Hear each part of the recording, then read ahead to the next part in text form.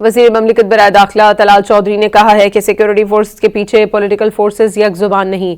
طلال چودھری نے کہا کہ صرف تحریک انصاف کی خیبر پختونخوا حکومت دہشت گردی کے خلاف سے تعاون میں پیچھے ہے۔ وزیر اعلیٰ سہیل آفریدی فنڈز لینے کے لیے NFC کے اجلاس میں تو آتے ہیں لیکن وزیر اعظم کی سربراہی میں دہشت گردی سے متعلق میٹنگز میں شرکت نہیں کرتے۔